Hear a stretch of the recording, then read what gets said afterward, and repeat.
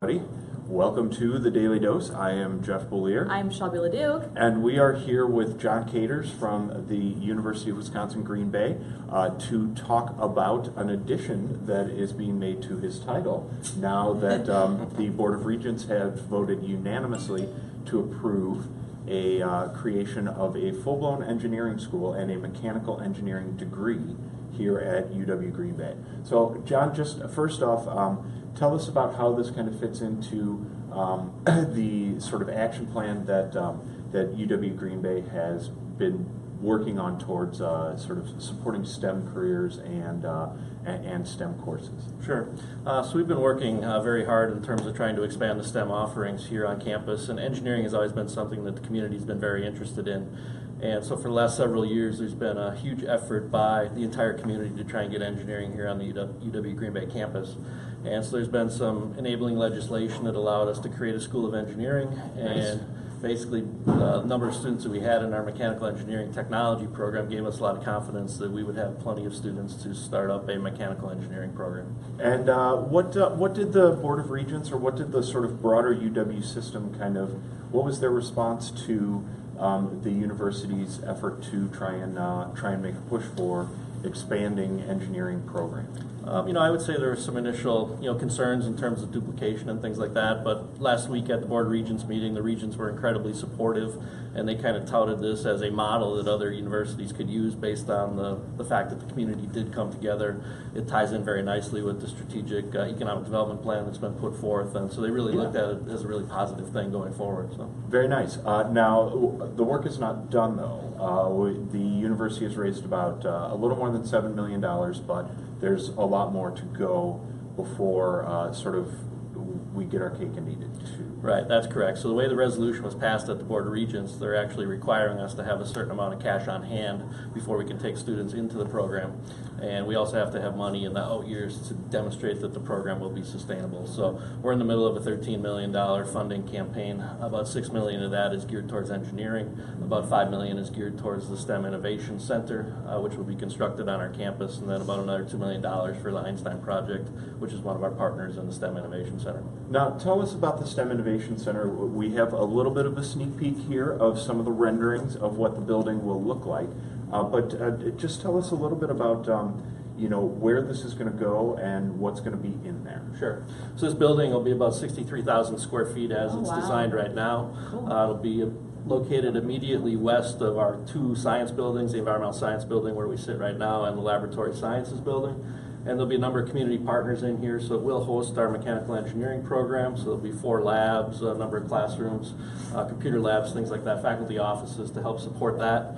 We will also have Brown County Land and Water Conservation in the building, UW Extension, and then the Einstein Project. So again, it's really a community. Yes, Again, really a community collaborative in the building. So and that is the whole idea behind this. That this is not just another degree program. That this is something that the community will invest in, but also that the community will see some dividends or some benefits from too. Yes, exactly. So we really believe that this is going to be a catalyst for STEM in the community, and we really hope to bring more people to UW Green Bay campus and get more people involved in these types of activities.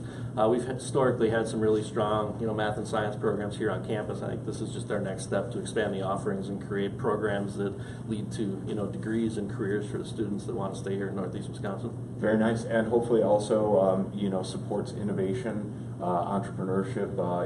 Encourages some business creation and technology creation here in Green Bay. Right. So actually, the next step is we've designated 63 acres of land where the STEM Innovation Center sits, and that's poised to become Phoenix Innovation Park. Nice. So what we want to do is attract businesses that want to be aspirational partners for the university, do the types of research and development that we're doing here, hire our students for internships, those types of things, and create some really long-term relationships between the business community and the university. Well, this is really cool. I don't know if you out there really kind of have been following this or not, but it's just such a huge win for the University of Wisconsin-Green Bay and for the Brown County region as a whole. So, John, thank you so much for your work on this, and we'll be out here again at 10 a.m. to find out another little tidbit of information, and that is who the STEM Innovation Center will be named after. The idea has been The School of Engineering. the School of Engineering. I'm sorry, I flubbed it. It's okay. So who the School of Engineering will be named for, and this is a donor that has pledged some significant support to assist in developing the program. That's correct. All right. Alright. Well, thank you very much again, and you have a great day. We'll see you in a little bit. Okay, sounds good.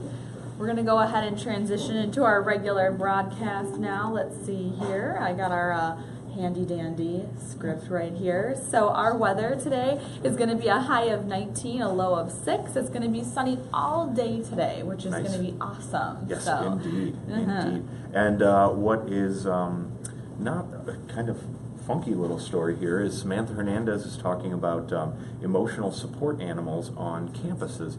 This kind of came up after a student had an airline tell her to flush her hamster before she carried it on an airplane, and also, we had the support peacock that somebody tried to get onto an Wasn't airplane that a too. stunt, though? I think it was a stunt. It wasn't like an which actual makes real-life thing. which makes it more difficult for people with serious needs and wants to try and get the attention and the benefit Yeah. of this sorts of program. But I feel like everyone can use an emotional support animal. Just oh, saying, definitely on campus. So Sam's story kind of explores some of the ins and outs of these rules. Kind of what is fair, what is not according to housing rules, and some other elements of this as well. Part of the Fair Housing Act. Yes, it actually. is. There we go. Yes.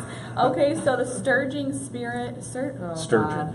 Sturgeon spearing season. Oh, God, yeah. that's a hard thing to say. We Has got to get you begun. into a shanty. Has begun. So apparently nearly 350 of these dinosaur fishies, as I like to call them, were caught this weekend, Dino many of fish. which were on Lake Winnebago. So we have a submitted photo gallery up on our website if you want to check out some of the sturgeons Sturgeon. that people have caught so far. Yes. Really These cool. Are these I are mean, prehistoric fish. They range from 80 to 200 plus pounds. Wow, that's they incredible.